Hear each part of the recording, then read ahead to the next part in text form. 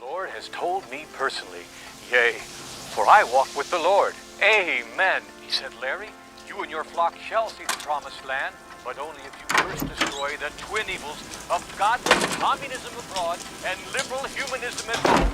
Oh, hello, Mother. joy Hello, Father. And hallelujah, smash him Anything down. to eat? Now, my friends, occasionally we get a letter from a viewer that says, now the only reason Reverend Larry comes on your television set is because he wants your money. And you know what? They're right. I do want your money because God wants your money. So I want you to go out and mortgage that home and sell that car and send me your money. You don't need that car. Put it on a plate, son. You'll enjoy it more. Couldn't enjoy it anymore, Mom. This is swell.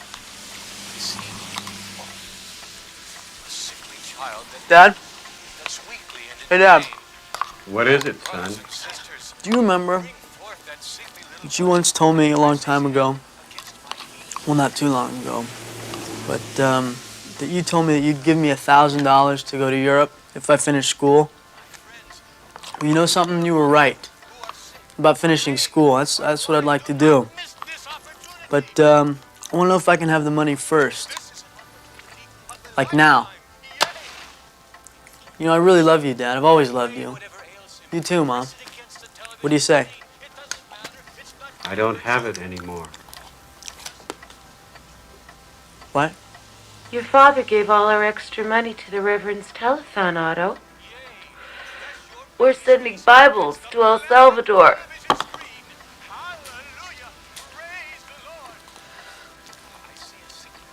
Well, what about me? You're on the honor roll of the Chariots of Fire. Same as us, Otto. It was a gift from all of us, jointly.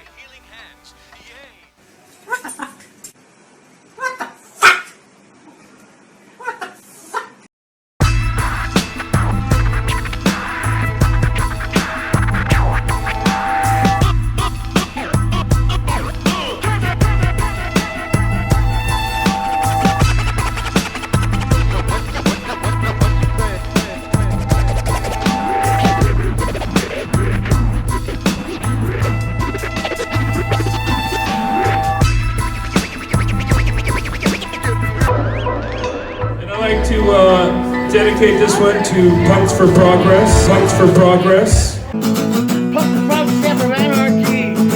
Fight for your liberty. We don't want your government. We don't need your services. I'm an anarchist. I'm an anarchist.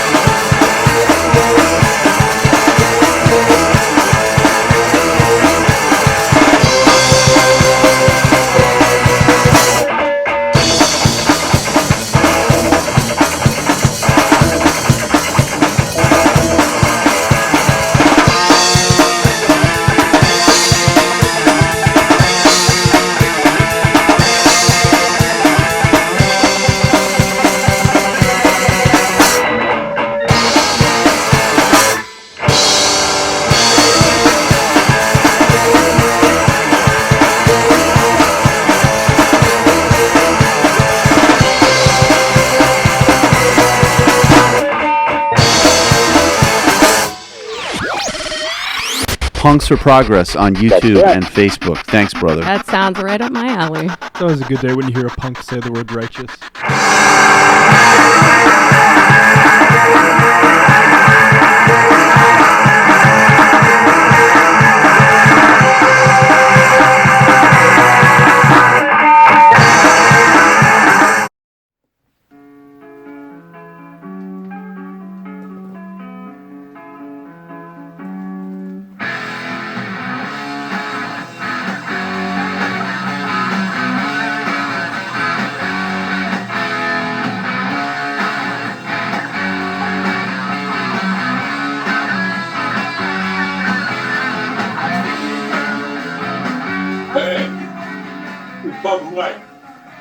Welcome to Punks for Progress Weekly What the Fuck Report.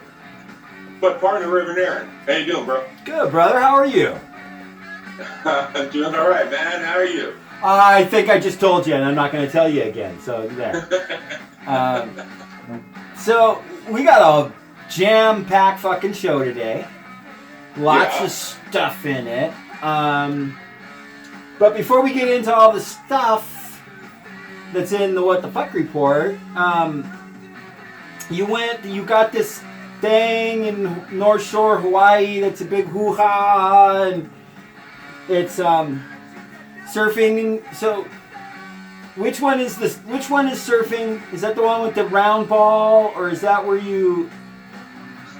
is there a puck or something in it? No, there's no balls, there's surfboards. Well, depending on how big a balls you have to drop into somebody's way. Okay, so, alright, so here's what's going on. It's called the Vans Triple Crown of Surfing, and it's a combination of 3 different surfing events that happen here on the North Shore. And they start in the middle of November, and they go until about the middle of December. So the first one is in Haleiwa, here where I live, basically. The second one is in Sunset Beach, and the third one is the Pipe Masters at Pipeline. So the waiting period for Haleiwa started the 12th. So, anyways, but they take these 3 contests, kind of like the Triple Crown of horse racing, so that you enter all 3 contests, and the guy who does the best wins the Triple Crown. So, current world champion John Florence has won a bunch of times, and Slater's won a couple of times, and so it's kind of a big deal, man. I mean, everybody's here, the town is packed. Okay, well, you got some fucking video. I don't need the entire history from the starting of fucking the earth and surfing, but you apparently have some video that'll explain this shit for us. Is that right? Yeah. Here's a video that explains more about the Triple Crown.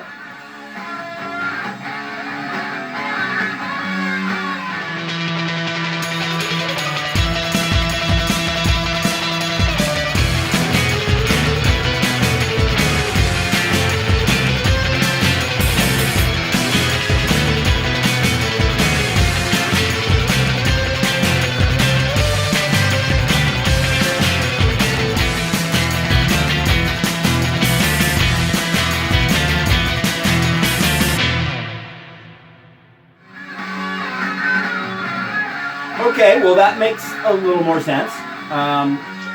There was no puck, there was no ball. Yeah, so check out this other video. This is a video of the highlights of day 1, which was Monday the 12th. And I happened to have the morning off, so I went down to the beach to check it out. I had it turned on, I was watching it here on TV. We have a surf channel here, a Spectrum Surf channel. So it shows all the local contests, it shows all the contests, basically. But I was watching it and thought I'd go down and check it out. Went down there, and it was pretty packed, actually. Took the dog with me, and we hung out most of the day and watched the contest. But I mean, this is all, this is basically where I surf, bro. This is where it's like 2 miles from the house. It's the Honolulu Bridge, the Rainbow Bridge you can see there in the beginning, and the windmills in the background on Waimea Valley. Like, all that's right here where I live. So it's really kind of cool that I'm watching these guys. That's way cool. And so look, so you could go to like some of these and get some exclusive Punks for Progress video of these dudes doing incredible fucking cool shit, and maybe report in the next What the Fuck report about it. Yeah, let me see what happens, man. I mean, we've got. So it usually takes about 3 days to run a contest. So we're getting swelling tomorrow. So they may run tomorrow. I've got to work. I have to see what my schedule's like and when they run the contest. But I've got a connection at Sunset Point. The set I could use is I might be able to use this patio and check it out. So yeah, and if I have to, I'll take my bike to down to Pipeline and get some video. Definitely a pipe. Sweet. Bitchin'. So stay tuned to what Punks for Progress What the Fuck reports. And but we do have a full show, bro. We're going to be talking about we're going to be talking about the fires in Southern California and climate. We're going to be talking fires in California. We're going to be fires California's ever had. We're going to be talking about Steve Bannon and what he's been doing all over Europe, consolidating fascism. Yeah, because he was sitting on his ass. Let's see, we got a Bobby O report. We got a So-Cal Shannon Scene Report. We got some skateboarding. We got some Jello Biafra. We got lots of stuff, dude. We got a full-on fucking what the fuck report and whatever. Check us out, man. So right now, though, I got there's a couple clips that I put together. Submedia has a brand new Trouble. It's Trouble number 16 is out, and it's up on their website, but I got a couple little trailers for it. It's all about what went down with the J20 defendants and their case and, and the aftermath and everything that they went through. So we're going to check out a couple little clips for that, check out a couple other cool-ass fucking things, and then we'll come back and do a What the Fuck report. What do you think, bro? I think we do that. Fantastic.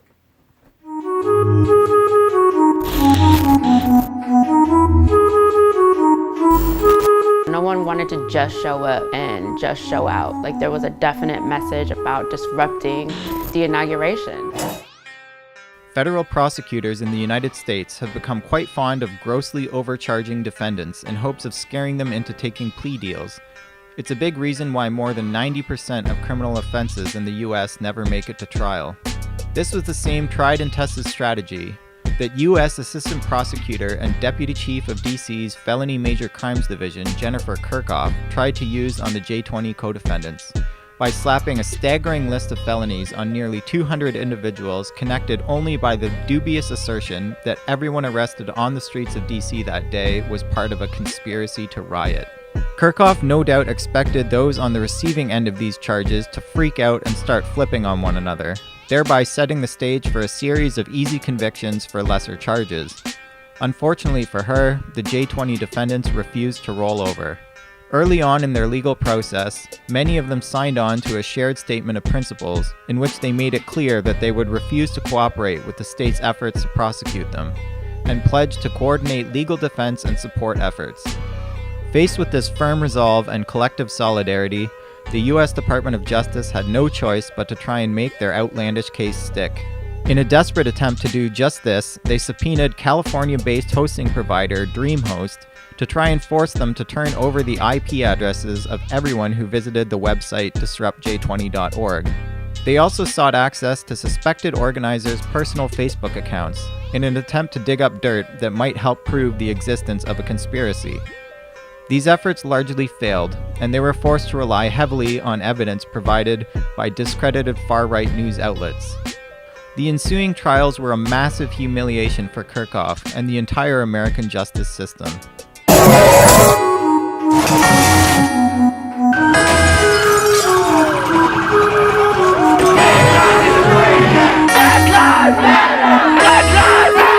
We certainly attended with an obvious attempt to disrupt the inauguration, specifically because of the rising fascism of Trump. That day cemented what solidarity looks like. We were eventually kettled on a corner of 12th and L Street in downtown DC. And then we were just arrested one by one. You're gonna be in jail, like, that's another world you have to process and readjust yourself to. And we were not about to go there.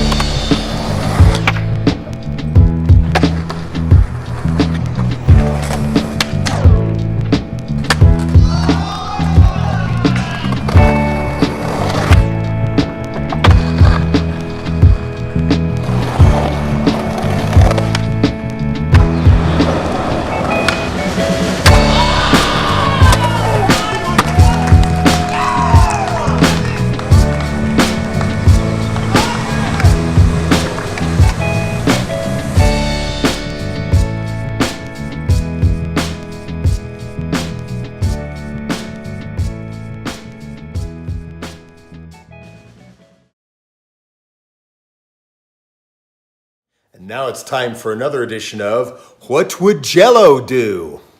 Boy, in amongst all this race baiting going on, and let's hope somebody throws rocks so we can shoot them and have a shooting war across the American border and kill some brown-skinned people at the same time to save the almighty President Trump amongst whatever this agenda really is.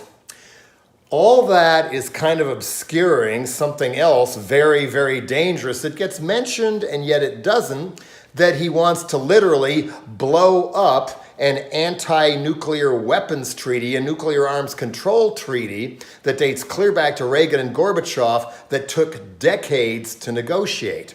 Not only does this, along with breaking the treaty about Iran's supposed nuclear weapons program and stuff, mean it's going to be that much harder for anybody to trust the United States in a treaty in the future. After all, ask Native Americans how we really handled treaties over these years. But internationally, I don't know how many more we've actually gone right out and broken like that. So you wonder, besides enriching the defense industry, which has been on a war economy ever since Harry Truman made it so, out of fear of another depression happening after World War II with all those soldiers coming back, and now we're stuck with it unless we decide not to be.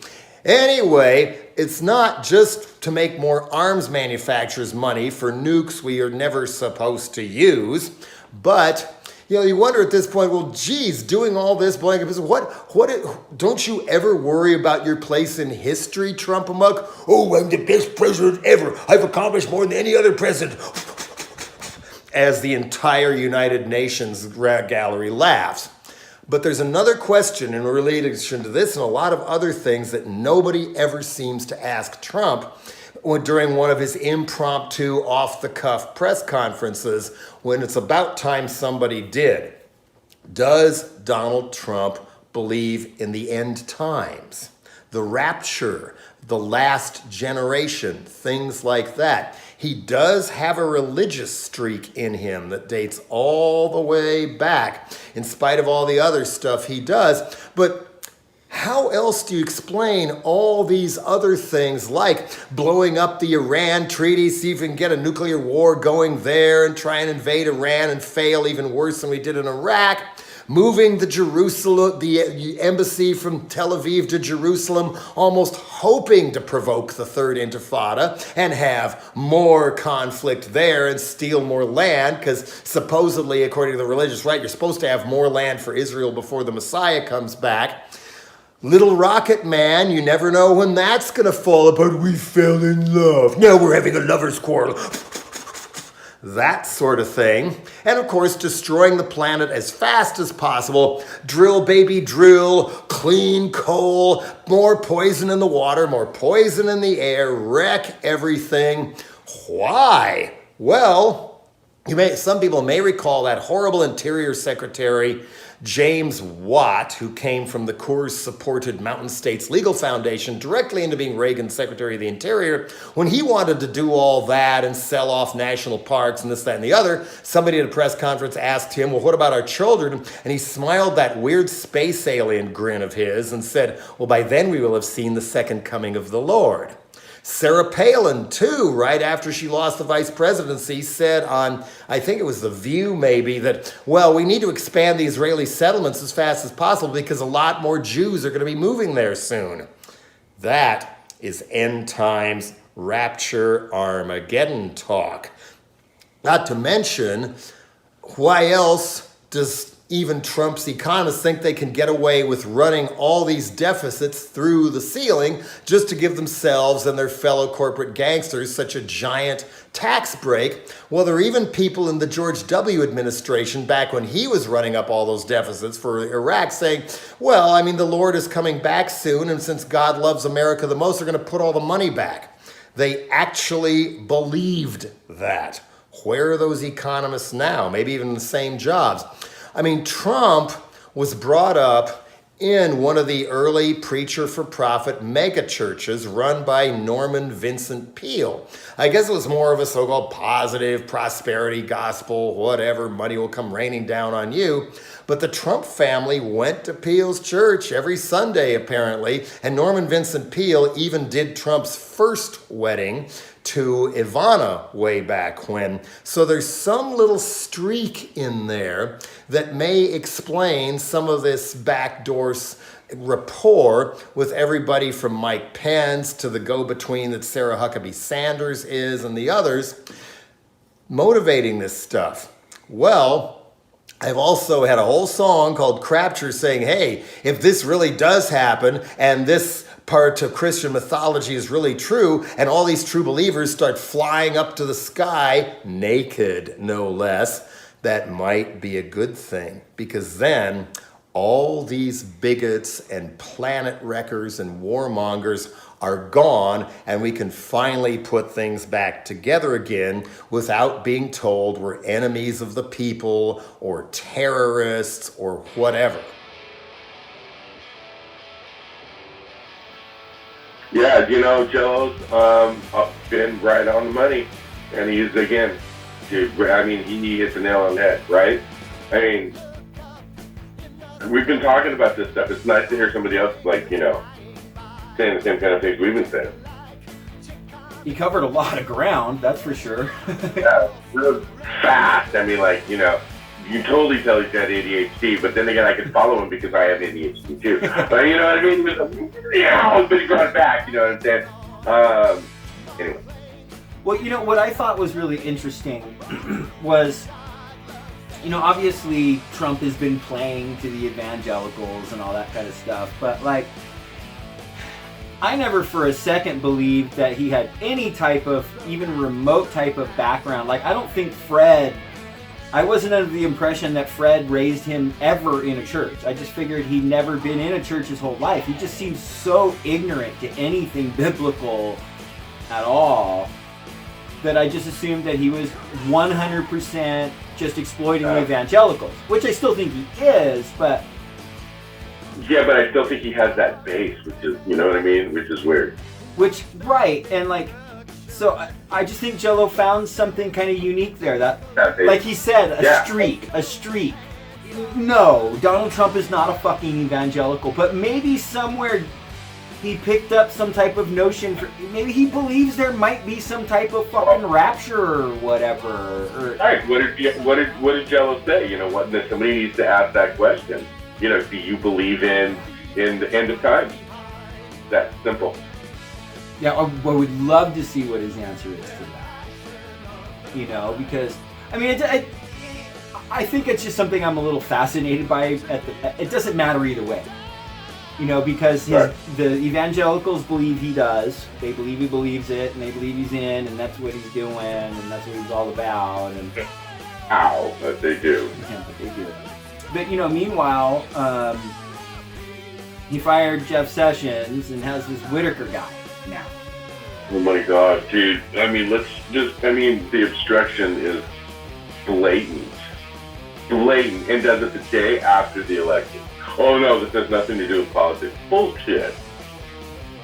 This is blatant obstruction, and to put this guy in that's already come out and said that he would, all you have to do is defund it and it would die. Well, yeah, you know what? I put together a video that kind of talks about that, bro, and I threw in some music, and it's also got, what do you call it, video from street actions and whatnot in response to all of this, because there's been thousands of people that came out all over the country, and so this little video sequence, it's kind of long, it's about 5 minutes, but like I said, it's got some we don't need this fascist groove thing, and then we'll come back and we'll talk some more about it. What do you say, Mike? Sounds good.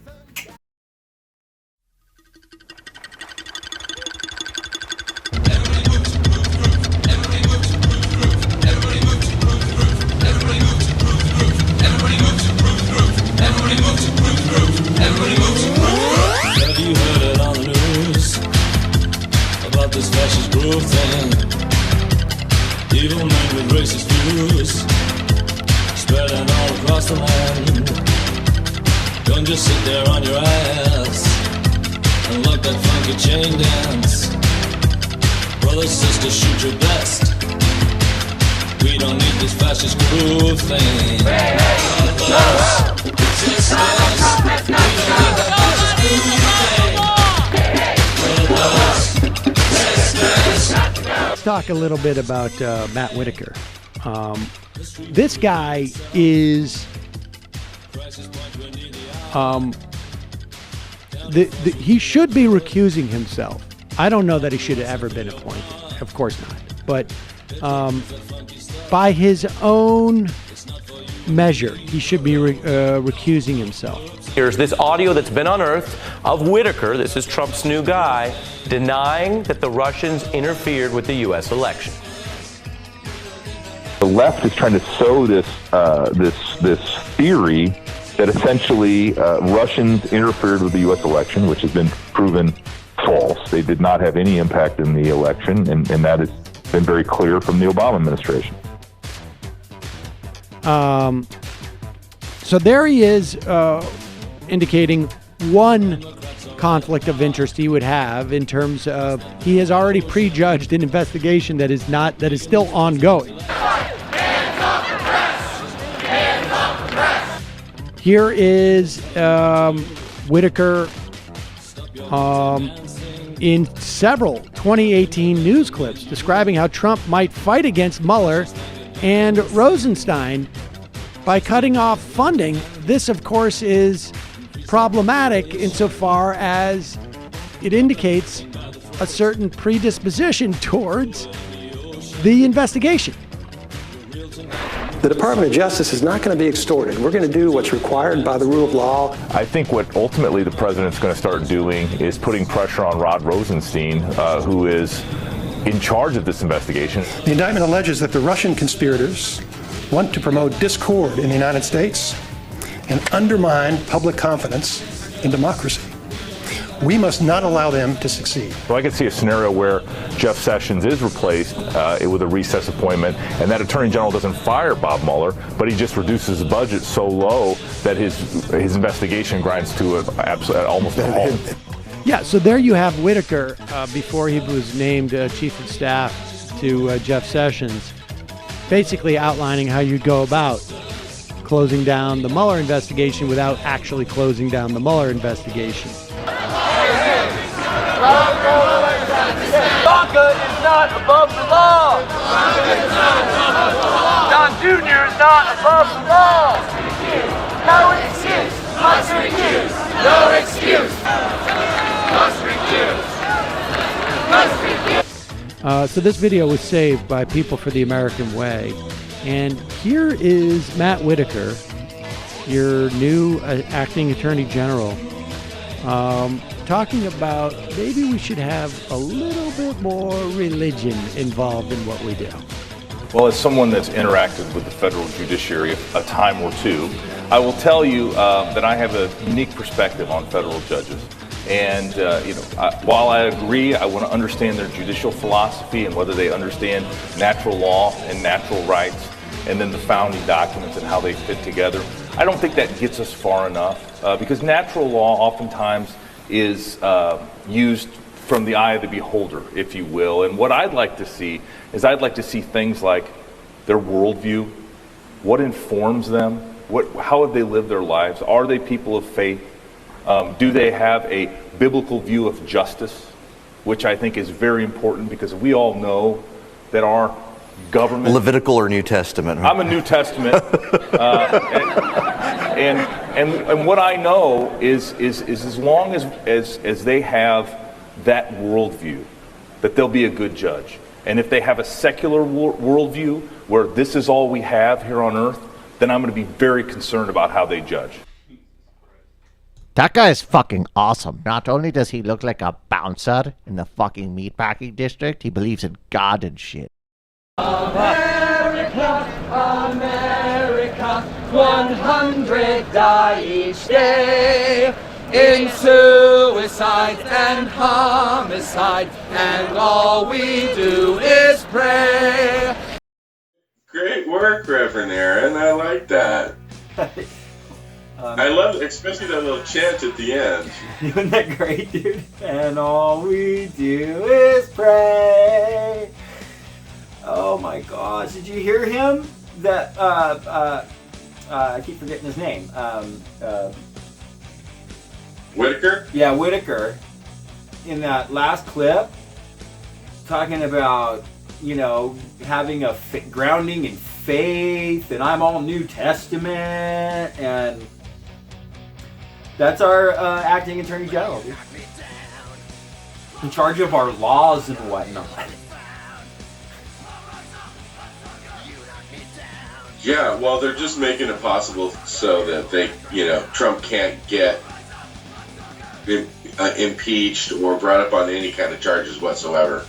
And they can riot, do whatever the hell they want to, and, with our country, and, basically rape our country and our government. This is what they're doing. So, and getting away with it. And they're going to continue to get away with it. Meanwhile, Steve Bannon's up to shenanigans as usual, right? I mean, he's the guy. He ain't sitting on his ass. He was so instrumental in getting Trump where he is, and he has just not let up. Är ni redo att reglera den politiska tröskeln? Deras tid är förbi och vår tid är kommen! Sverige och svenskarna är inte hets mot folkgrupp. Det är sunt förnuft. So we're in the center of Stockholm a couple of days before the election, and there's a far-right rally over here, which has been canceled by the government, but they showed up anyway, and a lot of angry protesters, and more police than I've ever seen in one place in Stockholm.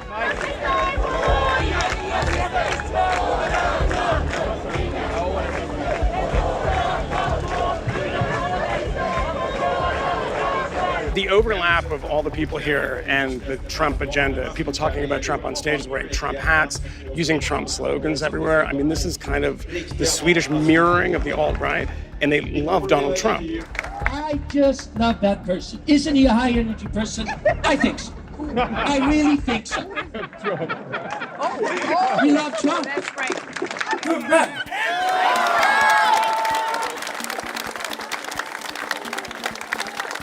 Not about Sweden itself. The next elections in Poland are not about Poland. It's all about Europe. If we will not unite, conservatives, Europe is gone. Christian history and culture, this is who we are. And we cannot just forget who we are. It's just madness. It's the cancer of 21st century.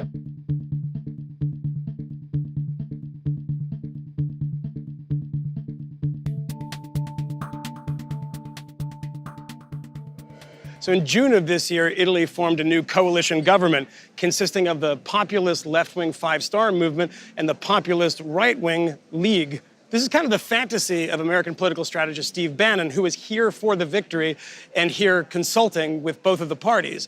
It's a melding of what he always wanted, the Bernie Sanders left and the Donald Trump right, both populists from different poles together in one big coalition.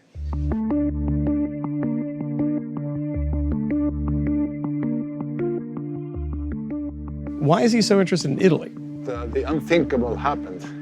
The unthinkable was that two so-called populist parties could win the elections and could run the country together. This can be an example for all other people in other countries in Europe.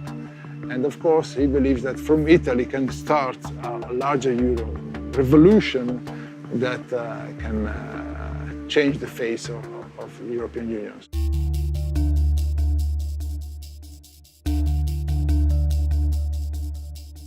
What is the movement?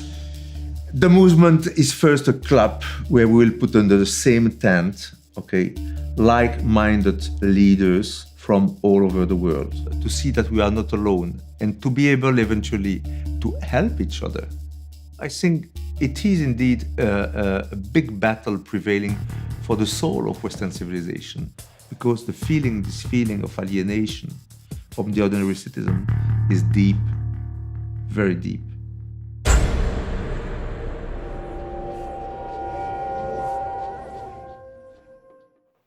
Okay, so I think what I think is really fascinating is this sort of, Bannon's dream come true about the populist left combining with the populist right thing. Like, please, let's not do that here. Let's not follow that model. I don't know how that's going to work out for France, okay? I believe it was France. But I don't see that working out well. I mean, let's talk about that. Like, so a populist left is actually what I would style us as being, Michael. I think we're very populist in our messaging, and what we're striving for is a very populist of the people, the working class and the, you know, lower middle class and poverty people, you know, these people. You mean the majority? Yeah. yeah. Thank you. And, you know, and Steve Bannon's out there selling this bullshit populist message where he's talking about, I mean, yeah, he's trying to appeal to basically white middle class people and lower middle class people throughout, you know, the Western world, America and Europe. But he's not actually going to provide anything that backs his populist message. He's just bilking them for more power for the rich capitalists and for the bosses and shit. He's totally fucking snowing them, you know, and like.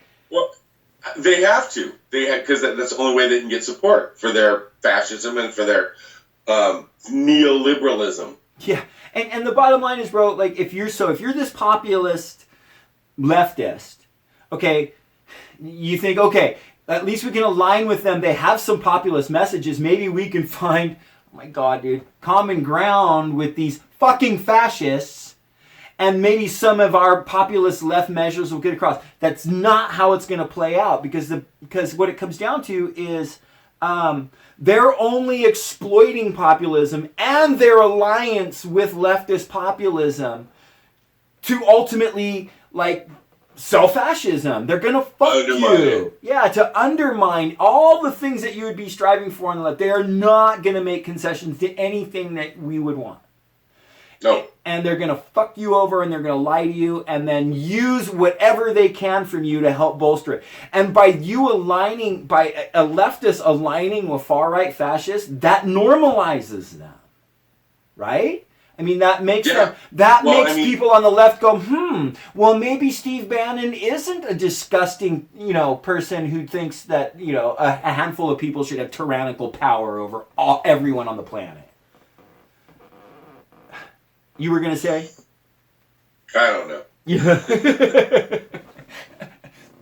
Well, so, I mean, look, the bottom line is this is happening. I mean, while we've been, you know, we've had a midterm election, so of course that's going to take a lot of the nation's focus, as it should. But this is what's been going on. You know, and all these things don't stop when we're preoccupied with other things, you know, so... No, and you got to remember to beware of the shit show. Right. Because they put on the shit show while they're doing other stuff behind the scenes. That's right. So beware. I mean, and also his narcissism plays into it as well. I mean, if he's not in the news every fucking day, then you know, his penis shrinks up another 3 inches. And you know, it's really, really astounding, man, the way bigotry and racism is taking root and growing. You know, I mean, well, and it's astounding, bro, that the evangelicals can justify it. How do they do that? Well, they've been doing it forever. Christians justified slavery. Let's talk about this fucking, this caravan that's invading the United States, right? All of a sudden, now the election's over, they're not talking about this caravan that's invading the United States. Interesting point. But I mean, let's just fearmonger this whole thing about about these people coming here.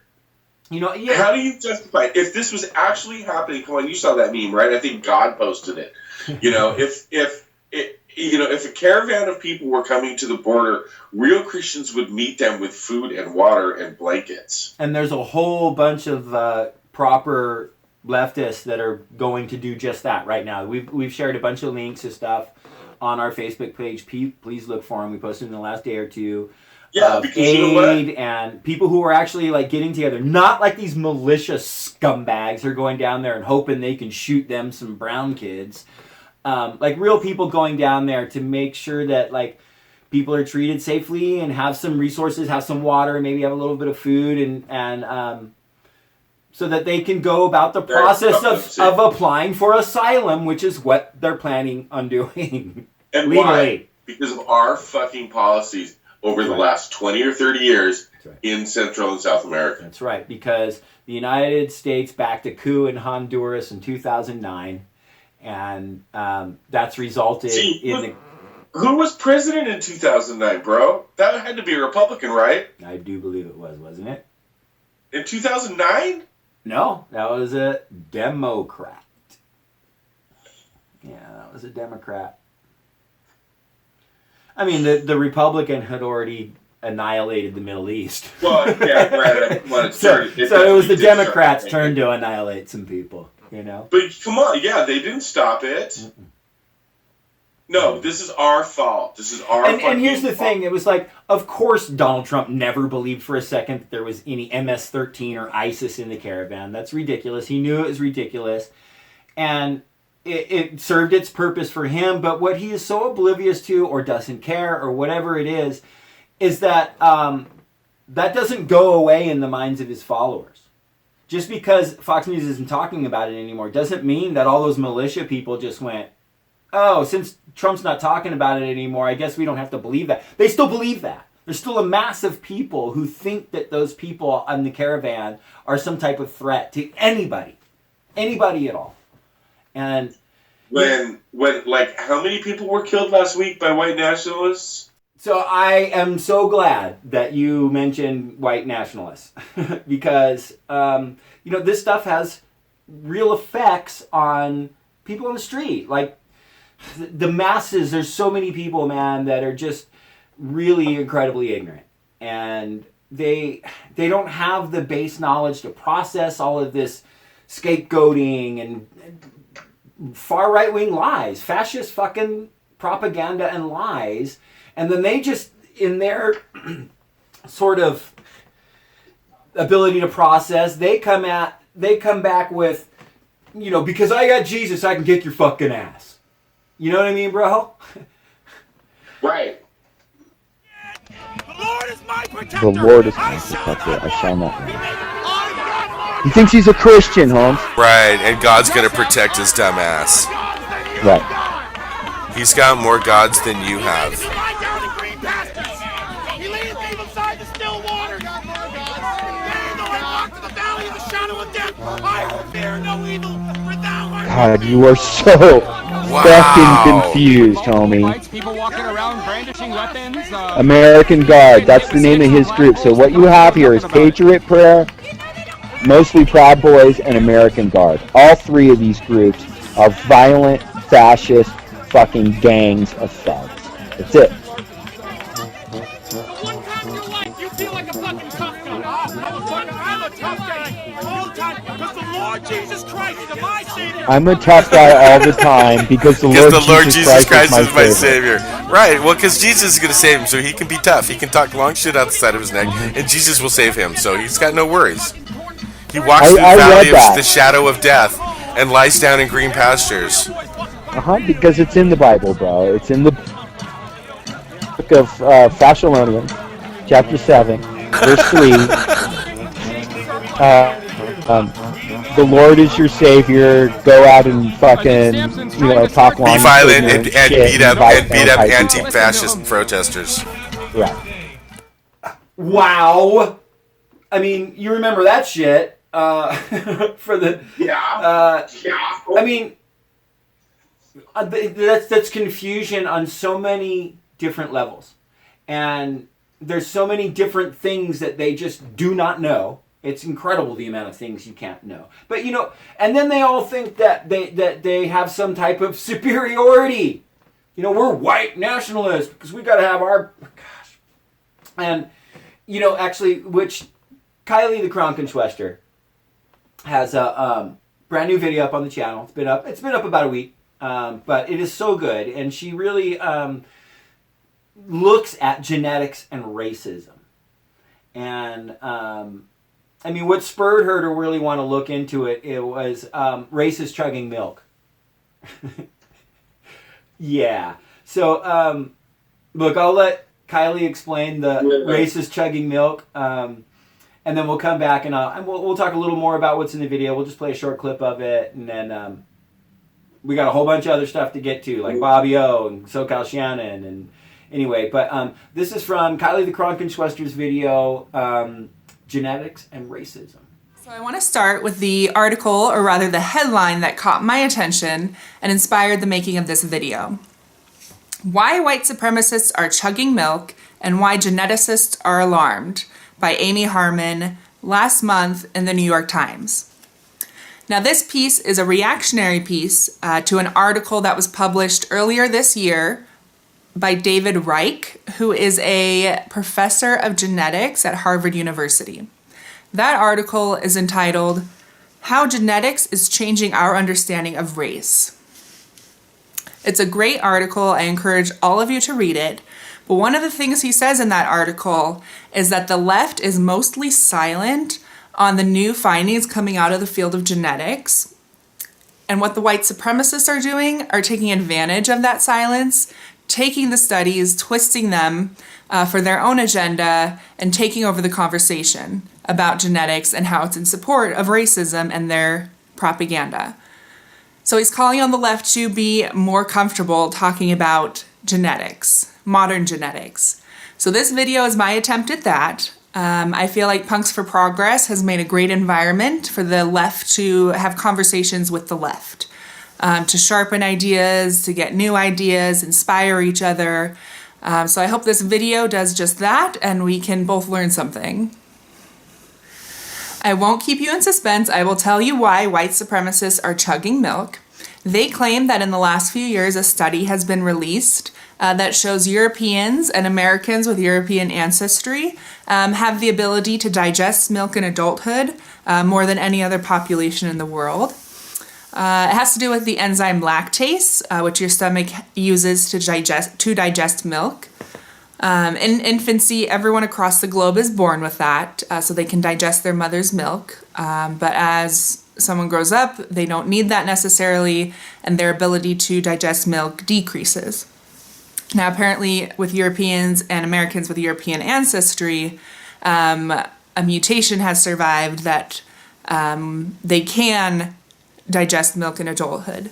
And it has to do with the ancestors being cattle breeders and needing to digest milk in order to survive. So they have taken claim to that and are boasting that all over. So are white supremacists actually chugging milk? There's only one video on the internet that I could find. So here it is. It's offensive. I'm sorry. White supremacy is offensive, but here it is. When the damn party's over, you are in the flash zone. This cold glass of pure racism. Get it down, you. You look like you could use some help. Hashtag testosterone poisoning. Oh no!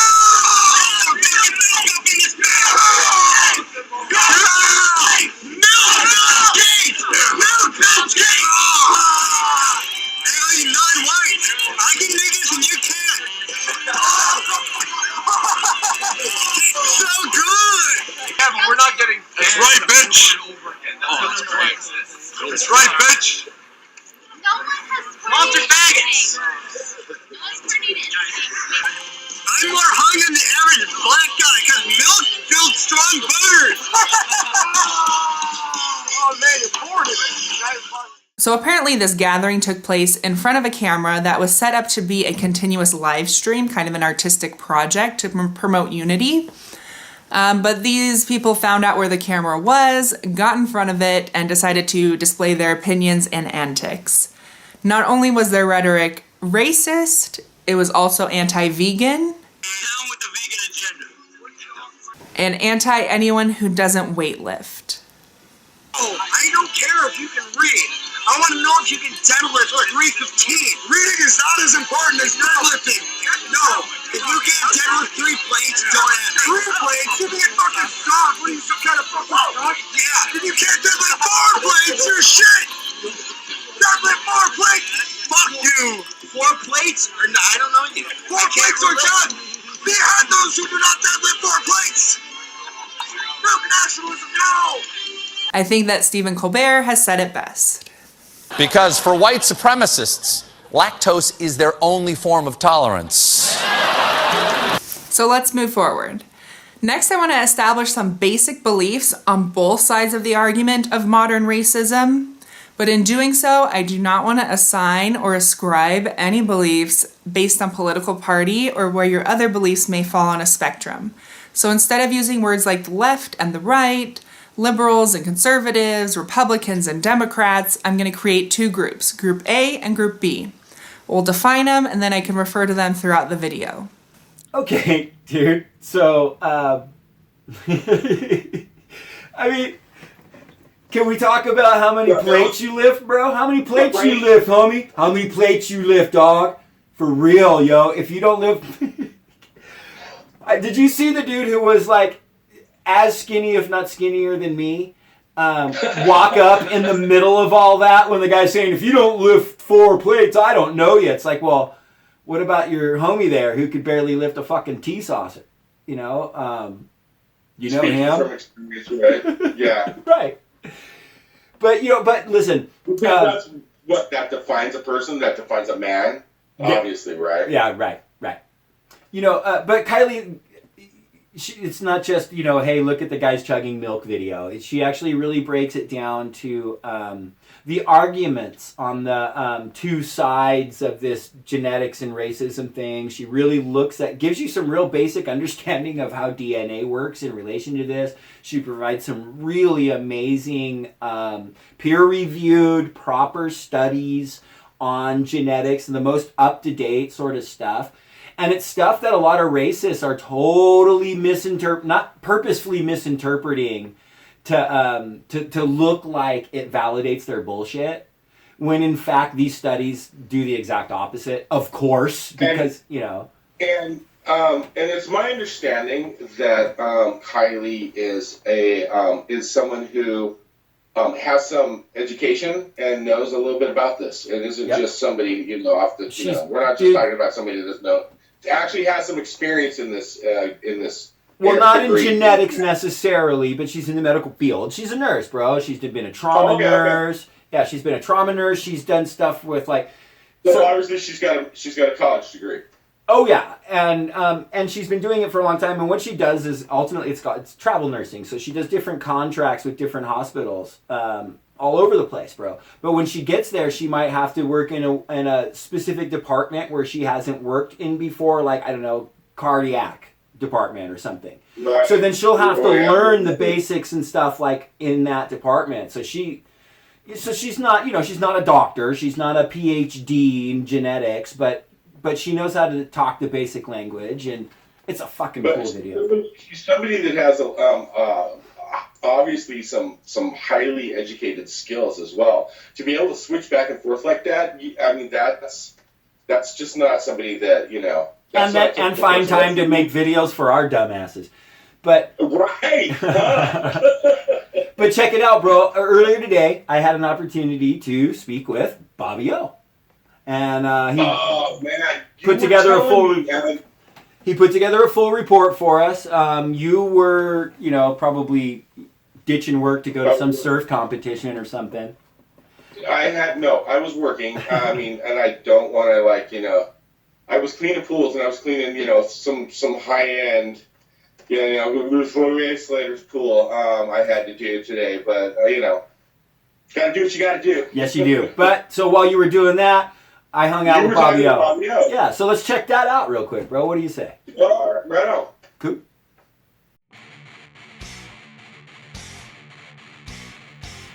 Cool. Hey, what's up, Bobby? Yo. So, let's see. We're gonna hang out for a few minutes, talk about some actions coming up on the East Coast that you're in support of. Gonna try and attend maybe one or two, maybe even with Pinko the Bear, and then you got some music for us, and we're gonna talk about maybe a little bit of this election results bullshit, right? Yeah. But yeah, you got a video though, right? What's that? You got a video though. Yeah, man. It's an old Misfit song from the '80s, Blood Beast. And somebody made like a fan edit video with clips from the movie that I was inspired by, like Herschel Gordon Lewis. Right? Am I saying that right? Herschel Gordon Lewis, the director. He did all those horrible movies like Blood Beast and got 10,000 Maniacs. You know, Ketchup, Fake Knives. Yeah. Good gore flicks. Awesome. So let's check that out, and then we'll come back and hang out. All right. Cool, man.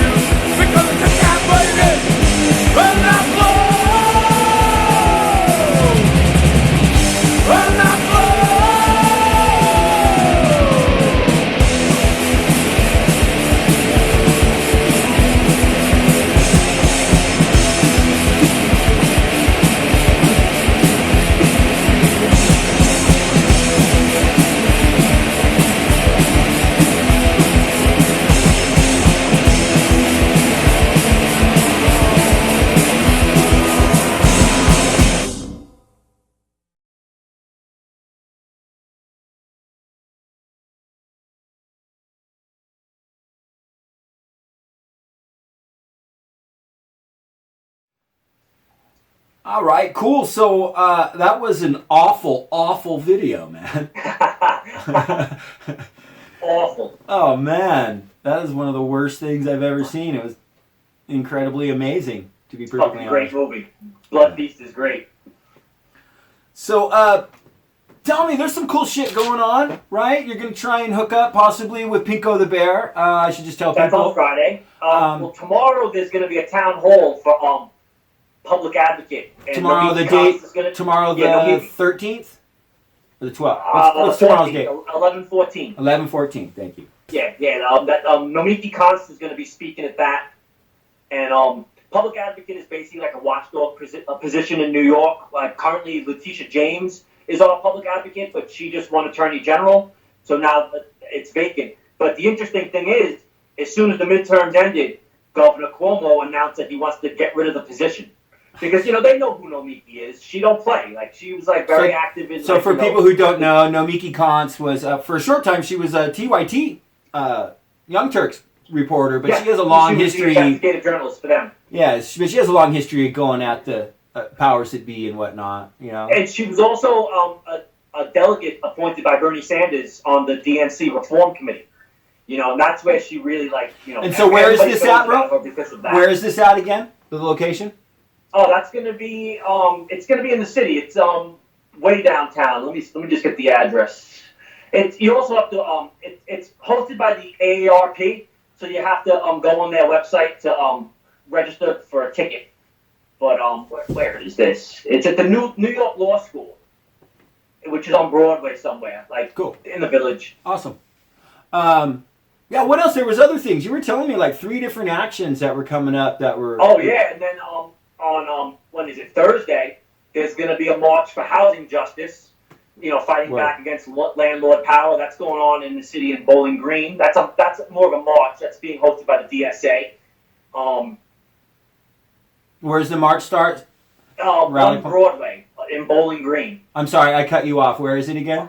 Oh, Bowling Green. 1 Broadway. Oh, okay. Cool. Yeah, just a little background. It says the real estate industry is the most powerful industry in New York State. They spend more money electing Albany politicians than any other industry. The results are immoral. Rents are going up and up. Landlords are getting richer and richer. And more people are facing homelessness. So, yeah, it's just going to be a march in solidarity with that. Fucking fantastic. And then the next day, on Friday, there's going to be a General Assembly. This is in Brooklyn. It's the Metropolitan Anarchist Coordinating Council. Nice. And this is just their monthly meeting, and it's a public meeting. So me and A-Bear are going to check that out. A few of the people in MACC helped A-Bear with that tribunal against Puerto Rico.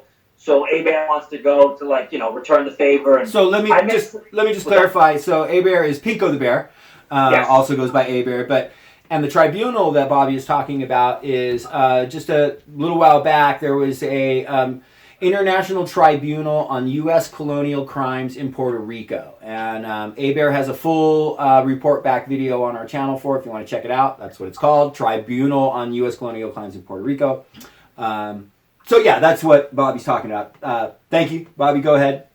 Yeah, and then, when I went to that press conference for that incident with Gavin McInnes a couple of weeks back, I met a few of the people from MACC, and I was cool. Like, these are definitely people. Like, they were very cool kids, and I was like, I definitely want to network with these people. So hopefully, me and A-Bear are gonna go meet up with this group on Friday. It's out in Brooklyn, which I hate going to alone. It's like a 3-hour train ride from where I'm at. So, 2.5 hours, whatever. But it's definitely a long train ride out there. So it'll be cool to have some company.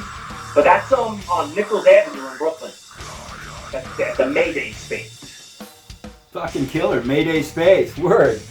Mayday. Yeah, so it's a pretty busy week. I'm going to try to make it to all of the events, but, sometimes... You never can tell, man. You never can tell. But at least people know about them so you can go. So exactly. Give us a quick rundown on those dates and locations again, and then, yeah. Okay, so tomorrow, the 14th, is a public advocate town hall meeting in Manhattan. On the 15th is the March for Housing Justice in Bowling Green, Manhattan. And then on Friday is the MACC General Assembly at the Mayday space in Brooklyn. Fucking awesome. Thanks so much, Bobby, dude. And thanks for bringing that fucking terrible Misfits video, too, bro. Excellent. I figured let me go with something that's not going to get, the video flagged for copyright. Right. I appreciate that. I'd actually like people to see the rest of the What the Fuck report. If that fan-edited video hasn't been fucking taken down, it's been up, however many years, 3 or 4 years now, I doubt they'll fuck with us. Word. Excellent. Thanks a lot, Bobby. We'll talk to you soon. Alright, peace out, bro. Cool.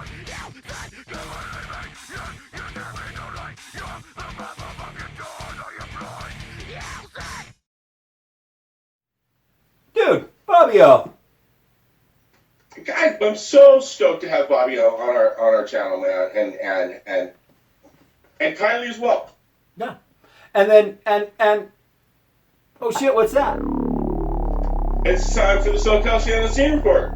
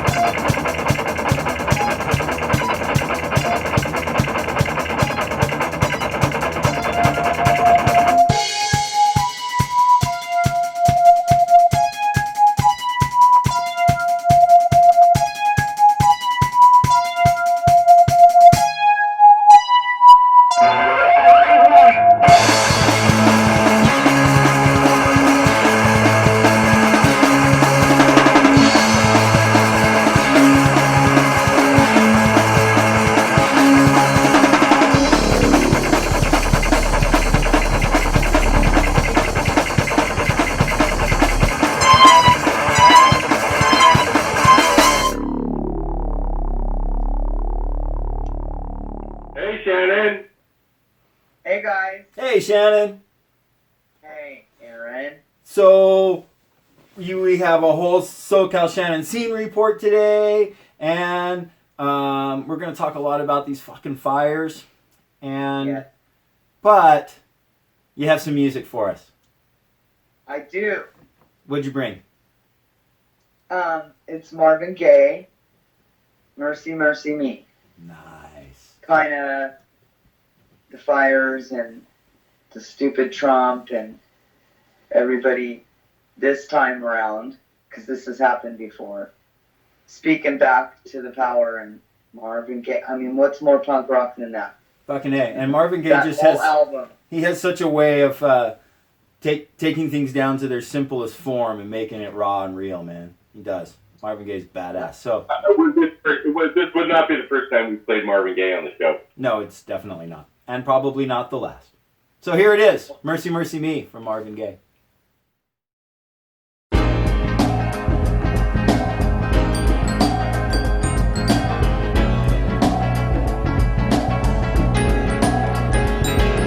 Whoa, oh, mercy, mercy me. All things ain't what they used to be now. Where did all the blue skies go? Poison is the wind that blows from the north and south and east. Whoa, mercy, mercy me. All things ain't what they used to be now. Oil wasted on the oceans and upon our seas, fish full of mercury. Oh, mercy, mercy me. All things ain't what they used to be now. Radiation underground and in the sky. Animals and birds who live nearby are alive. Oh, mercy, mercy me. All things ain't what they used to be. What about this overcrowded land? How much more we use from men? Can't you stand?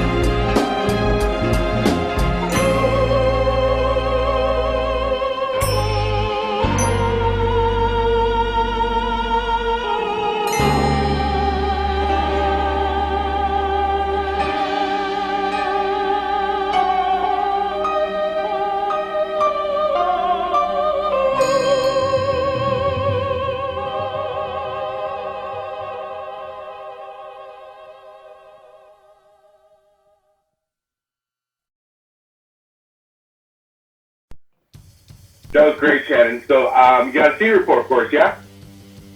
I do. Starting Friday, November 16th in LA at 7 p.m.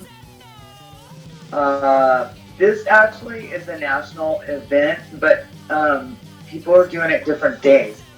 So this is Los Angeles. We will not be silenced in honor of Trans Remembrance Day. This March,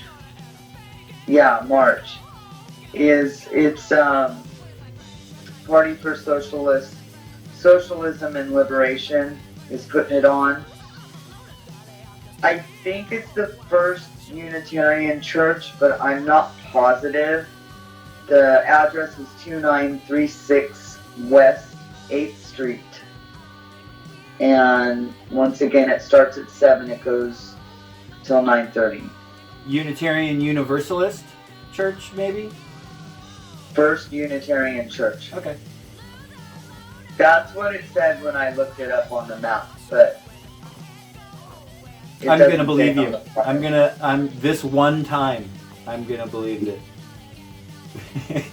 You're gonna believe that what? You! Oh, me? I said I'm not sure. There's a question mark there. Alright. So, it may be. It's on the corner right there, so it may just be on the street. Anyway, shut up, Shannon.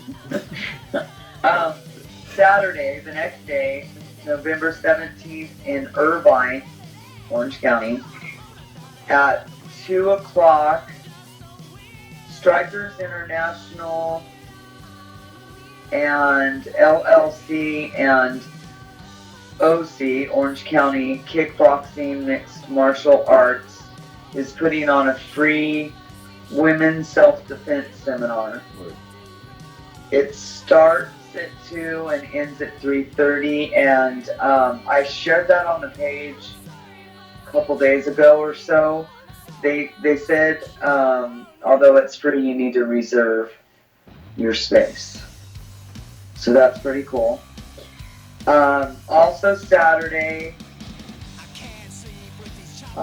in Pomona that night at Characters, it's punk rock karaoke at 8 p.m. Word. Gonzo's birthday celebration with, can't read my writing again. What the hell is it? Yeah, I have that problem too. Now I really want to know. Stronger. Then? I don't know. I don't want to butcher it. It's on the flyer. Fantastic. Sorry. Sunday, November 18th at Miles Square Park in Fountain Valley.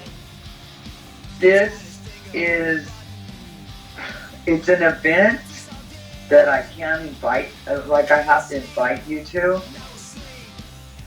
It's one of those. So, and it doesn't have a flyer, so I'm just going to give you the information I have and you can show up.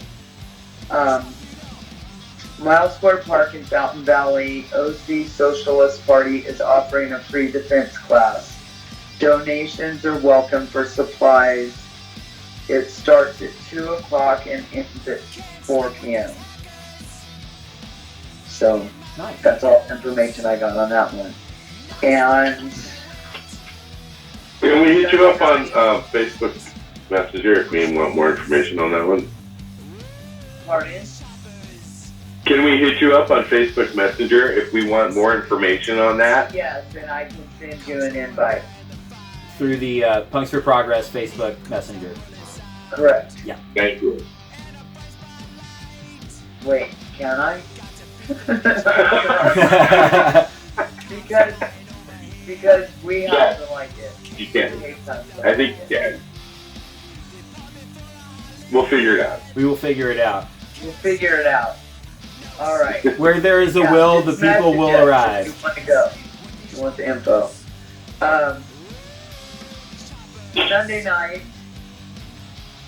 Now this is in Fresno. I know it's not So-Cal, but Fatty Cakes is having Fatty Cakes and the Puff Pastries. I can't leave the Puff Pastries out.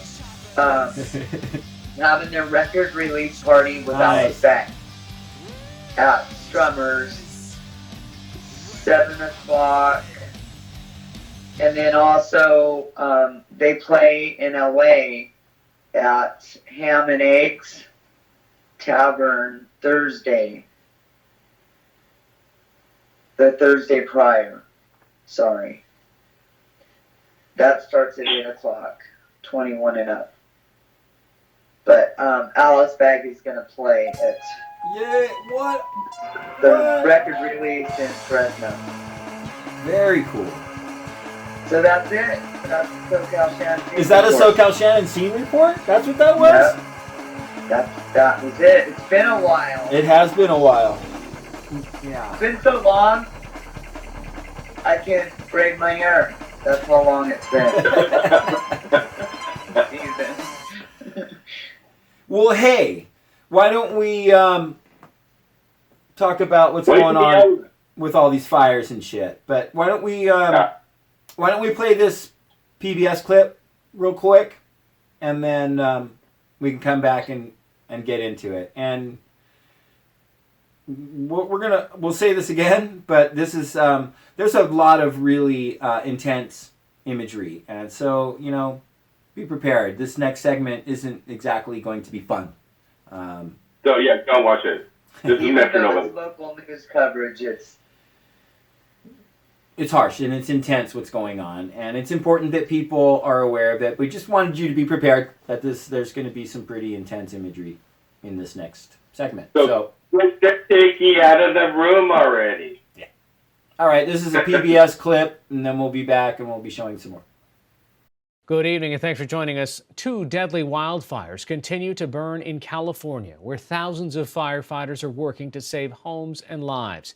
In Northern California, the death toll from the so-called Camp Fire has climbed to 23, as officials continue to search for more than 100 people who remain unaccounted for.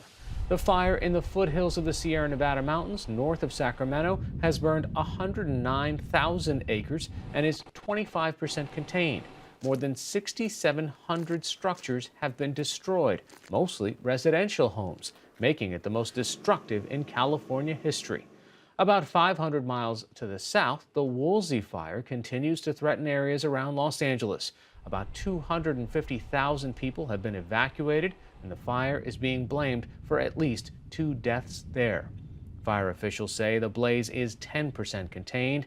The Santa Ana winds picked up today, creating tougher conditions for firefighters. The winds are expected to remain through Tuesday. For more, I'm joined via Skype by Julia Sulak from the Bay Area News Group. She's in Paradise, a town of 27,000 people that's been decimated by the so-called Camp Fire. Julia, describe what you're standing in. What's left of this town? Wow, it's so grim. I have to tell you, just driving through how much carnage. It's amazing. I'm standing in the wreckage of what appears to be a church. There's just nothing left. What is so astounding about Paradise, there still are some buildings, the businesses on the main drag of town, there are a few, but it's all the residences. 90% of the homes in this place are gone. You chronicled some of the stories of people that were trying to get out. What's the scene that they describe? Well, what really got me was these abandoned cars, and it's just so apocalyptic. It's like a scene from The Walking Dead or something, and you just wonder. I couldn't help but imagine what it must have been like to be sitting in one of these cars and no way out. And unfortunately, the scariest thing of all is that some people actually perished in their vehicles, but the ones who got out were just amazing. This one couple, they were in bumper to bumper. They said, we'd rather die fleeing together than in separate cars. They went to the edge of a cliff and they slid down on their rear ends, and deer and turkeys were coming down with them, and they forded a creek and finally another 5 miles to safety. I mean, the stories are just epic, and stories of heroism. I spoke with a school bus driver who was stranded with a 7-year-old autistic boy for hours. Ultimately, they got out safely too, but it's just terrifying for people out here. Is this area now safe? Are people allowed to go back in yet? No, there are so many downed power lines. A lot of PG&E crews are here. We're driving, of course, we're able to go in with press passes. It's just very hazardous. What is the plan there for this town? I mean, the evacuees or everybody from that town and the surrounding towns are now in elsewhere. I spoke with the mayor of Paradise last night, and I said, what is it like to be the mayor of a town where nothing's left? And she said, hey, the Ace Hardware is still there. And we have one grocery store, 2 are gone, but 1 is there. So, of course, she's looking on on the bright side. I was at a meeting last night when one of the community members said, should I go back? Should I return? And she said, it's really up to you. Julia Sulek of the Bay Area News Group joining us via Skype from Paradise, California. Thanks so much for joining us. You're welcome. Okay, well, that broke it down pretty good. I'm pretty stoked on what he would have to say. That was freaking intense, though. I mean, some of the stuff that he was talking about. It's crazy, man. Paradise isn't a city anymore. It doesn't exist anymore. Yeah, Paradise is no longer, huh? 90% of the homes are gone. That's just the home. Dude, she was full on, like, she nailed it. It looked like a scene from The Walking Dead. I've never even fucking seen that show, so. And you know what, man? Can you imagine dying in your car? Okay, No. well, look, Shannon, you came across some other clips of what's going on. It's super graphic, and it's a little more shocking, I guess, than what you just saw. But it really gets to the root of the effect this has on real people. Yeah, when it's Santa Ana winds, it's chaos. There's no way firefighters can't do anything. They know that. It's just preventative to get people out. Not even preventative. It's just fucking. It's maintenance. I mean, seriously, the reason they're called the devil winds. Yeah, there's no precipitation, and they can. They're just hoping, they're just trying to keep it from getting any worse. I mean, there's no containment at all when the Santa Anas are blowing. Yeah. So, I mean, Santa Anas, if people don't know what the Santa Ana winds are, I mean, they come out of the mountains and they suck all the humidity out of the atmosphere, out of the ground, out of the trees, out of the bushes, out of everything. I mean, what's the humidity in California now? What is it, 0? 10? Maybe? I mean, it's fucking, everything is dry. Like nothing. I'll put it this way, my fingernails keep cracking and popping off, so it's pretty dry. Yeah, and let me see, when was the last time it rained? I think you guys had rain, maybe last month? But I mean, you gotta consider, California's still in, a 5-6 year drought, if not more? Oh yeah, but it's fucking, it's just poor management to the pot. It's been like 4 or 5, I can't remember if it's 4 or 5 years, but really it's been 8 to 10. I mean, like you used to live here. It's been longer. I mean, yeah, we had one season where we had plenty of rain. Everybody's like, oh, drought's over. No, drought's not fucking over. Have you been up to Big Bear recently? Have you seen the dead trees up there? The drought never. Okay, so you have no rain, Shannon, right? And then you have Santa Ana winds. So they come out of the east and they suck all the humidity out of everything. So now everything's crisp and dry. How does your skin feel right now? Well, listen, aside from the way it cracks your skin and the weather and the way, I mean, it's essentially a sort of perfect storm, but it has real life effects, and not just for real people, which we're about to see. Lives devastated, but it's also the ecology, it's also the environment, and it's also wildlife. This is so devastating in so many ways, and so I want to show this video and let you see for real what the real effect that this is abandoning our environment for so many years is having. Here's where we're at, guys. Check this shit out. Please, God. Oh my God, please keep the horses safe. Please, God, please. Oh my God. Oh my God. Oh my God. Oh my God. Oh my God. Oh my God, please, God, please. Oh my God. Oh my God, please let me out of here. Please, God. Please, God, please let me out of here. Please, God. Please. Oh my God. Oh my God. Oh my God. Oh my God. Oh my God. Oh my God. Oh my God. Oh my God. Oh my God. What am I doing?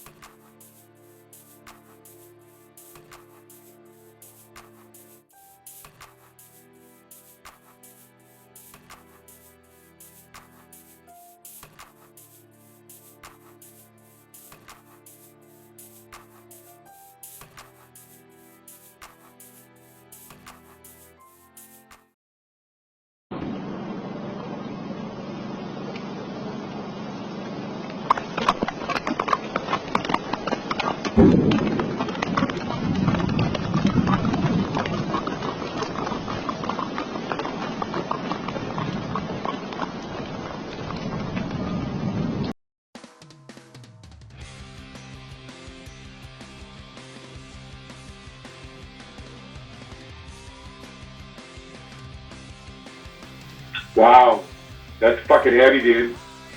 An owl on the beach. I've seen some shit on the beach before, but never an owl. It's harsh. When I was living in Silverado,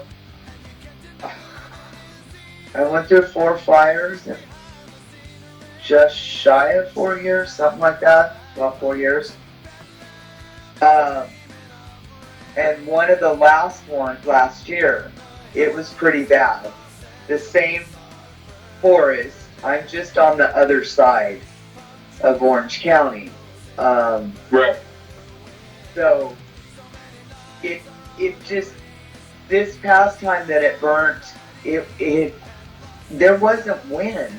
It's just a canyon, and we have normal winds, but there's so much fuel, and it's so dry, and it's been so dry that it creates its own weather and storms, and it just keeps going and going and going. Well, and then Shannon, what's the reverse of that?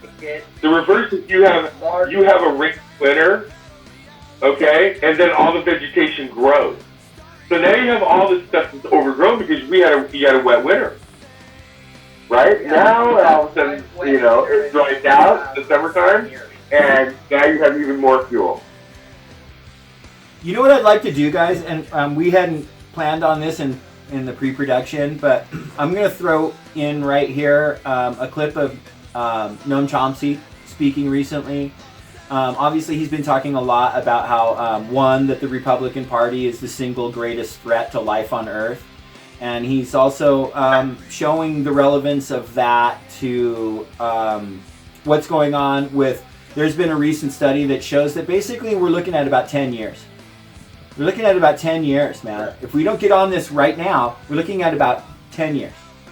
Is this from Democracy Now? I can't remember. Can I be honest with you? I don't remember what outlet I saw this clip on. I will find it in post-production and drop it in right here. But one of his recent speeches, he's been talking this same sort of kind of narrative on a number of different outlets. I'll find one of the clips and I'll throw it in right here. But I know 3 years ago that they warned us that we were approaching the tipping point in a year or something like that. So, yeah, it's just, but what was Marvin singing about, That's right. You want to watch that clip? Yeah. And then we'll come back and yeah, but I want to talk about sort of Trump's role in all this too. God. A couple of weeks ago, the IPCC, the International Group of Scientists Monitoring Climate Change, came out with a very ominous report warning that the world has maybe a decade or two to basically end its reliance on fossil fuels if we're to have any hope of controlling global warming below the level of utter disaster. And that, incidentally, is a conservative estimate. It's a consensus view. There are repeatedly over the years, it has been shown that the IPCC analyses are much less alarmist than they should be. Now comes this report in Nature that you mentioned a couple of days ago, which shows that there has been a serious underestimate of the warming of the oceans, and they conclude that if these results hold up, the so-called carbon budget, the amount of carbon that we can spew into the atmosphere and still have a survivable environment, has to be reduced by about 25%. That's over and above the IPCC report. And the opening up of the Amazon to further exploitation will be another serious blow at the prospects of survival of organized human society. I should, at the same time, the Trump administration right now is opening up new areas of the West for fracking, for increasing the use of fossil fuels.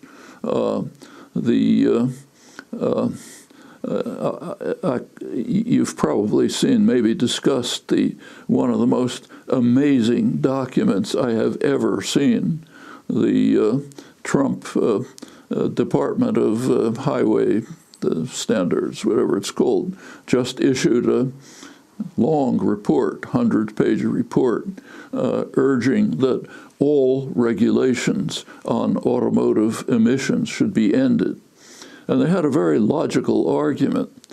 They said if we extrapolate current trends, by the end of the century, the climate will have warmed several degrees centigrade, meaning a huge rise in sea level, which they underestimate.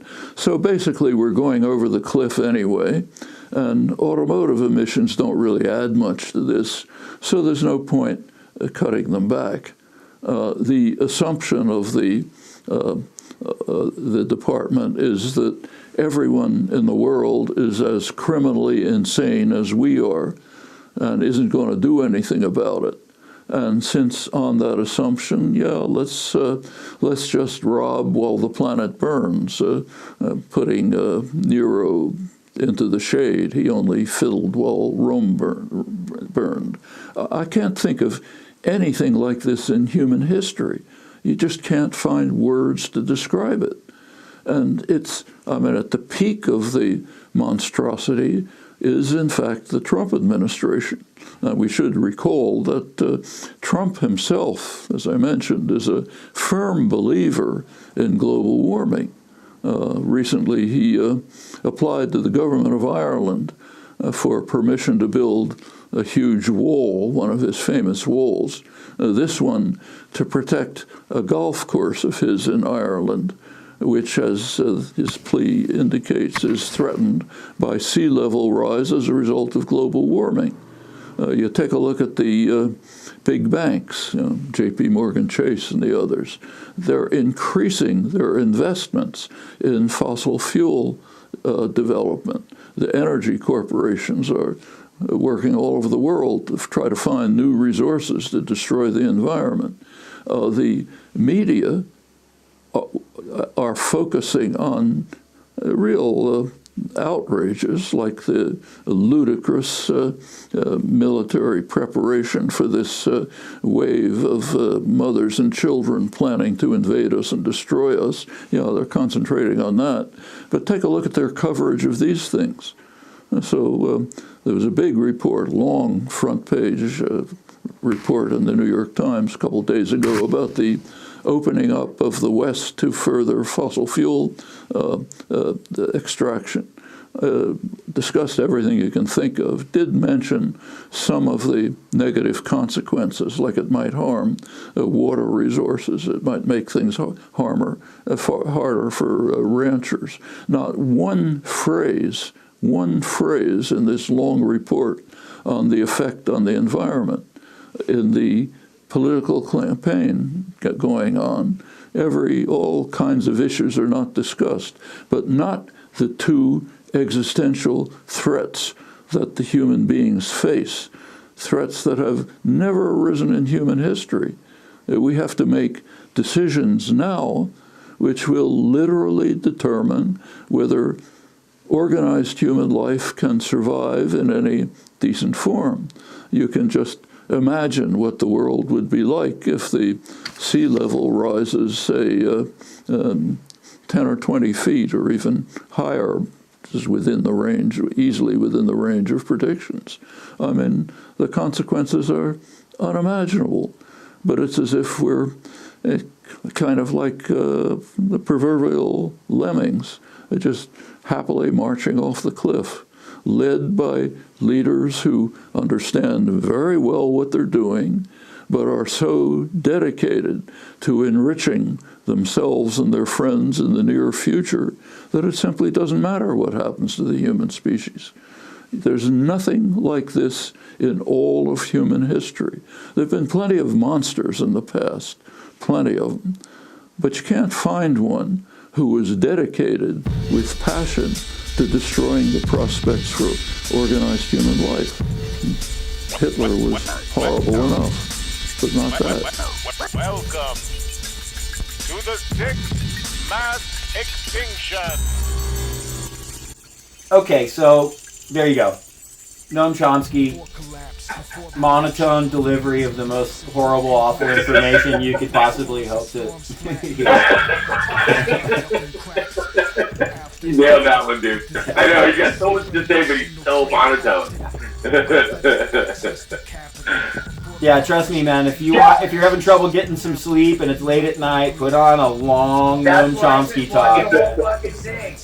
Yeah, but Iranian friend that lives in Sweden shared it to my timeline, and I couldn't get through the whole thing. I'm like, I know I should watch this because I know it's some important shit, and he knows his shit, and he knows he's that way too. I've heard him in more than once talk about how people are definitely not watching me for entertainment value and for my, dynamic speaking voice. They're coming to me because they want to hear about the information I have. Right. But look, here's the bottom line, man. I absolutely agree with Noam Chomsky. We on this channel, we've actually criticized Noam Chomsky recently, and we weren't happy with some of his narratives on Antifa and Black Bloc, and we were critical of him of that. We're not, there's a tendency on the left that if Noam Chomsky says it, it's gospel, or it's like, here's a Noam Chomsky quote, and if it's from Noam Chomsky, you're just wrong because Noam Chomsky, and he's still fucking brilliant, and I wholeheartedly see the truth in what he's talking about and the factual basis of what he's talking about, man. And Trump is not fucking helping shit. He is immensely exacerbating the issue and the problem. Okay, okay, let's deregulate the fucking fossil fuel industry. Sure, let's just deregulate the fuck out of them. Yeah. I'm telling you, when was the last time you saw It's a Wonderful Life? I'm sure it's going to be rolling through pretty soon here because, it's that time of year. Right. Check out Pottersville because that's where the fuck we're headed. I mean, can you see now, bro? I mean, we're going to have black skies, the greatest, we're going to have the cleanest air. How can you have the cleanest air and deregulate the fucking fossil fuel industry? Oxymoron, motherfucker. Well, it's mismanagement of the forest. It has nothing to do with climate change. It has nothing to do with the drought in California. It's forest mismanagement. And how do you expect to fix that? Yeah, well, somebody responded to his tweet about forest mismanagement. Did he not, Shannon? Yeah. Who was that? Well, that was Cal Fire. That was Cal Fire. They called Cal Fire did? Doofus Dingleberry. He calls him Doofus Dingleberry, dude. Cal Fire called the president Doofus Dingleberry because told him it's like. I'll put the image up so people can see it, but they tweeted back at him his tweet of Trump talking about how his forestry is a government agency. It's a government agency. He's like, yeah, so you're in charge of it. So you're the one you're criticizing, Doofus Dingleberry. It's fucking great.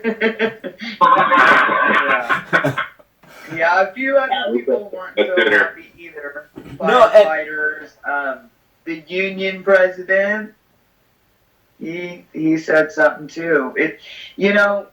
And Neil Young said some shit too. Before, and people have come back at him and explained shit to him basically. But they're kind of now, Doofus Dingleberry, it's like, fuck you. They're to the point of fuck you with Trump in this. And the whole thing is they need to put it then. Part of the blue state, red state shit, possibly, also sanctuary state, right? But he's gone this whole thing, there's this myth thing, and it's an Alex Jones thing.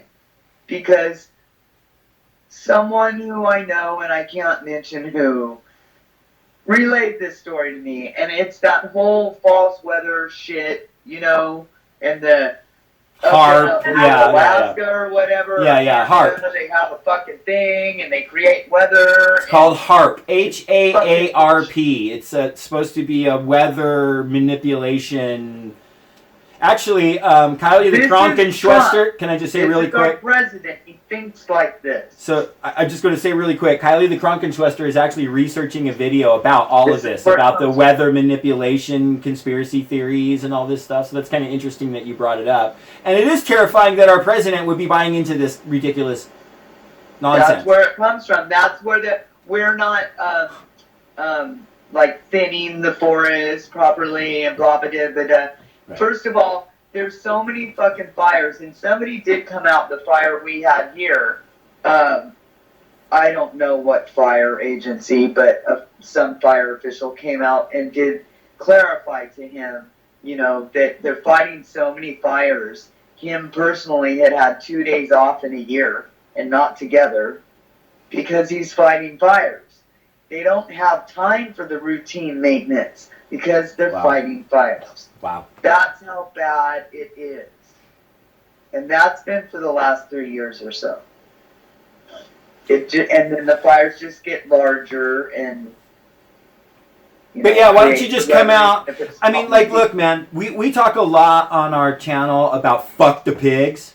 But one thing that you're never going to hear on our channel, at least not from me, is fuck the fire department. Like, that's actual heroism, man. Those are fucking... Well, if they're a firefighter and they're being a fascist, fuck that dude. Fuck that individual person. But in general, what firefighters do is... It's beyond heroic. It is the epitome of heroism and bravery and fucking... They're to be honored. And to tell them that that the firefighters are why the fires are fucked up, it's the firefighters' fault. Way to go, President. Well, and the whole thing is in Paradise, that is a forest setting. That's different. However, Malibu down there, Ventura, that's irrelevant. That's not how it happened, dude. First of all, it's the Santa Ana winds, Somebody farts and but the Santa Ana winds, there's a climate. And the climate has changed, and you're getting more Santa Ana winds, and they're harder and they're drier, and that's because of climate change, directly. So Neil Young, the Rolling Stone has a piece about Neil Young responding to Trump's bullshit. And says the headline is Neil Young blasts Trump over California wildfires tweet. That's what climate change looks like. It says Neil Young issued a dispatch on his archive site to blast Donald Trump's tweets regarding the California wildfires. The rocker also revealed that his own home near Malibu had been destroyed in the blazes that have thus far caused historic damage in both Northern and Southern California. Quote, California is vulnerable. Not because of poor forest management, as DT, our so-called president, would have us think. As a matter of fact, this is not a forest fire that rages on as I write this, Young wrote. We are vulnerable because of climate change. The extreme weather events and our extended drought is part of it. Young went on to explain the science behind the California wildfires and why Trump is a quote-unquote denier of climate change. Quote, it really is time for a reckoning with this unfit leader. Maybe our new Congress can help. I sure hope so, Young wrote. He continued, firefighters have never seen anything like this in their lives. I have heard that said countless times in the past 2 days. And I have lost my home before to a California fire. Now another. Wow. See, and when people say, oh, people shouldn't build their house, da-da-da-da-da, it's like, shut the, you know what I mean? Totally. Look, he goes on, he says... But I'm at the foothills, I'm in a canyon, I'm in a prime spot to get caught, But people don't have choices or options a lot of the time. Sometimes it's not a choice. Sometimes it is, and so what? Oh, you mean like buying a home next to a volcano? Because sometimes it's not a choice, and sometimes that happens. And they said the same fucking thing about those people on the Big Island that got their homes blown away by that buy Kilauea this year. Well, how can you buy a home on the mountain? Well, geez, really? Because that's probably the only place they could afford to buy a goddamn house. Sometimes it's not a choice, Shannon, you're right. Talk crap about people in Malibu and they can afford it. And so what? They're still people. They still have feelings. They're still fleeing for their life. Why are we blaming people for climate change? I mean, it's seriously not people. It's capitalism. It's 5 major fucking corporations, and I think 3 or 4 of them are probably oil companies. Yeah. So, I mean, you can continue to fucking drink out of metal straws and ban plastic bags and all this environmental shit. But the bottom line is, if we don't do something about capitalism, the fossil fuel industry is going to fuck up our environment they already have, and that's directly affecting what's happening in California, what's happening here.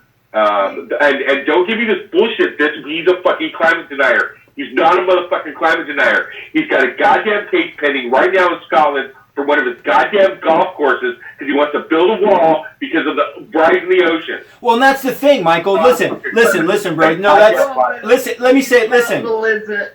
Listen. That is are climate deniers for a reason. That's exactly right. They're fascists, man. They fucking know that the planet is like hurling towards its doom, dude. They don't give a shit. I think that they honestly believe. Let me finish, please, Shannon. I honestly believe that these people think that they're going to survive it. That they're going to let this fucking planet do its thing, that they have their fucking bunkers and their little fucking, their massive spreads and this is so tinfoil hat, okay? But like, I think they don't give a shit. I think, yeah, Trump fucking knows that climate change is real. Give me a break. I mean, as made evident by the precautions he's taking for his golf courses, like you described, Mike. But he don't give a fuck. There's a lot of people that are making money hand over fist every fucking minute of every fucking day. And they want to continue making it. So they're seeing all this destruction. They're seeing Hurricane Maria and all these hurricanes, and they're seeing all these fires and going, yeah, fucking mismanagement. Yeah, that's what I was going to say. Immigrant caravans and whatnot. Immigrants are fucking up the environment. Yeah. Let me just say one thing. Let me say something. Okay? You said that Mother Earth was, hurling towards her doom. No, she's not. You know who's hurling towards their doom? Fucking humanity. Mother Earth will rebound. And I agree with that. But it's a lot of... all the money in the world is not going to keep you from fucking dying. Well, Michael, I will counter with this, bro. 60% of life on the planet is extinct right now. So... it's all an ecosystem. It all has to jibe together for the planet to survive. And a mass extinction is not good for the planet. And, I don't know in these other mass extinctions that you added massive amounts of pollution and all this shit. People need... I don't know, man. I don't know. It's us that's going to die. It's not the Earth. I agree with you there. But I don't want to fucking die. I want to have great-great-great-grandchildren, dude. Well, I know, and I am, but I want my great-great-grandchildren to have a fucking planet to live on. Right. And, there's not, what, are we going to go to the moon? No. We're going to go to Mars? No. Why don't we just fucking take care of what we have here? No. Capitalism, corporation. That's where it's at. Yes, Shannon, please. Sorry. We've had technology since the 50s. Some stuff since the 40s. But definitely since the 50s, the late 50s, solar, and wind, we've had fucking technology forever, okay? Pretty much, for a long time. So I don't understand why, with capitalism, they have to stay stuck on...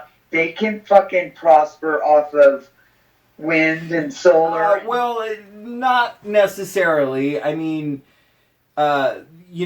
renewable fuels are more cost effective as far as just getting access to the resources and then actually converting resources into power.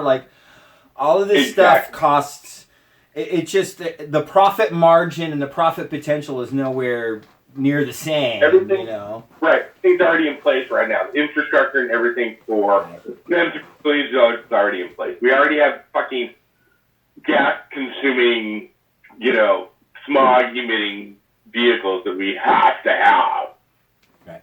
So, I mean, that was why the whole thing, man, dying in your car, how fucking horrible to die in a climate change fire in a vehicle that pretty much caused it.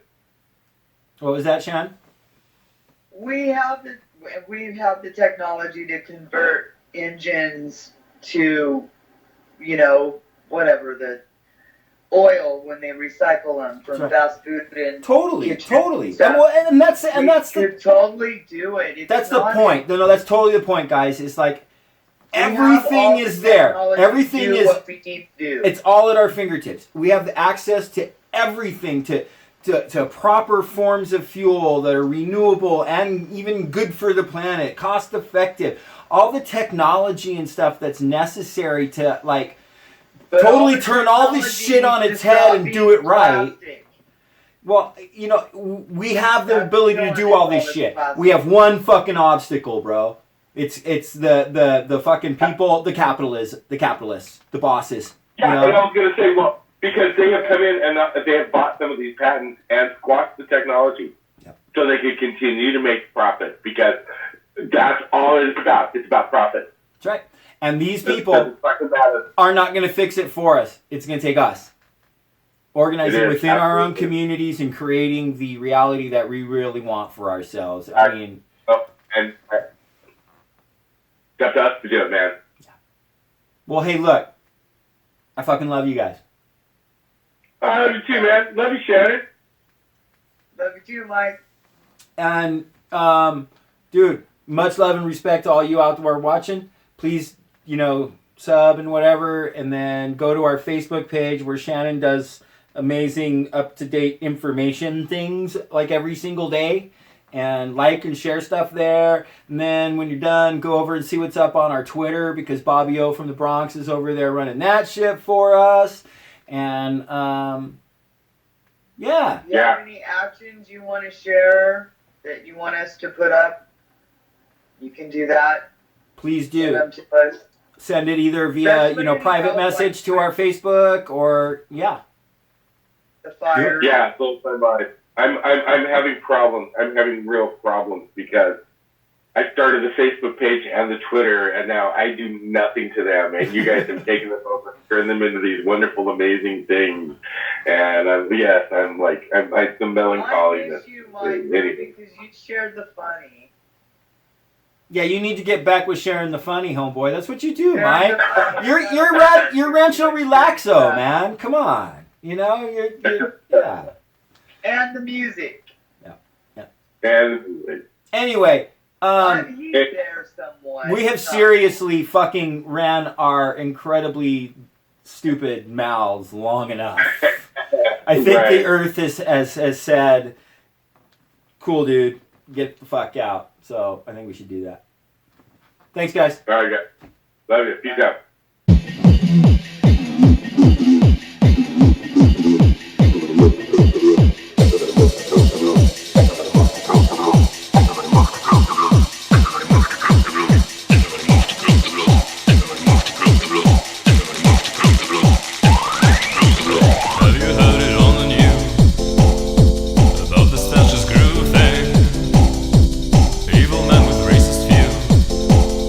Spreading all across the land.